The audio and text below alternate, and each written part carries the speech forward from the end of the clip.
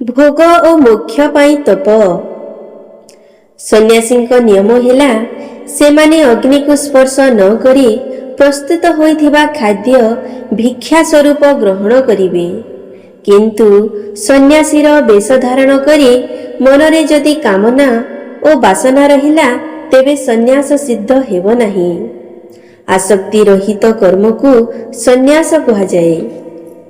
जड़े वृद्ध अंधकार रात्रि रे छक उपरे लंठन ने छिड़ा होइथिले। तांकर भावना थिला जे लोकंकु अंधकार रे कष्ट न हेउ। जणे केही वृद्ध जनंकु पचारिले, बाबा लोकंकु आलोक मिलिले तुमकु लाभ कोण? वृद्ध जनक कहिले, मु लोकंकु बाहरे आलोकित करूछि, किंतु एही कार्य फलरे मोर अंतरात्मा आलोकित हेउछि, ताहा ही मोर लाभ। जेउ गति जोगी और सन्यासी को मिले सेही गति निष्काम कर्म करिवा वाला को मिले। थरे संत ज्ञानेश्वर महाराज सकालु सकालु नदी कूलरे बुलुथिबा बेले देखिले गोटिए छोट पिला नई रे बुड़ी जाउछि एवं पाखरे जणे साधु आखि बंद करी बसिछंती। ज्ञानेश्वर तुरंत नदी भीतर को डेई पड़िले एवं बुड़ी जाउथिबा पिलाटी को उद्धार करिबा परे सन्यासी को चित्कार करी डाकिले। सन्यासी आखि खोलिला परे ज्ञानेश्वर पचारिले, महाराज कोन सतरी आपण ध्यानमग्न थिले?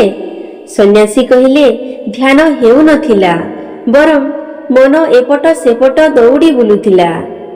ज्ञानेश्वर पचारिले, नई भितरे गोटिए पिला बुड़ी जाउछि ए कथा कोन आपण जानि नथिले? जानिथिली जे मु ध्यान रे बसिथिली तो तेणु बोली सन्यासी जनक कहिबारु संत ज्ञानेश्वर कहिले, तेबे आपण ध्यान रे केबे सफल होई पारिबे नाही। ईश्वर आपणଙ୍କୁ काहार सेवा करिवार सुजोग देइथिले।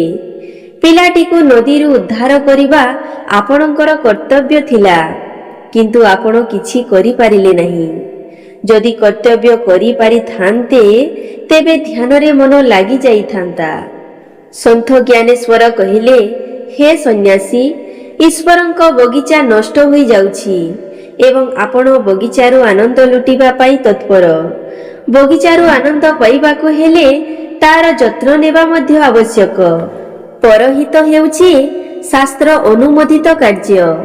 आसक्ति रहित कार्य द्वारा मनुष्यर योग्यता विकसित हुए एवं परमात्मा ज्ञान तथा परमात्मा ध्यान पाई योग्य हुए।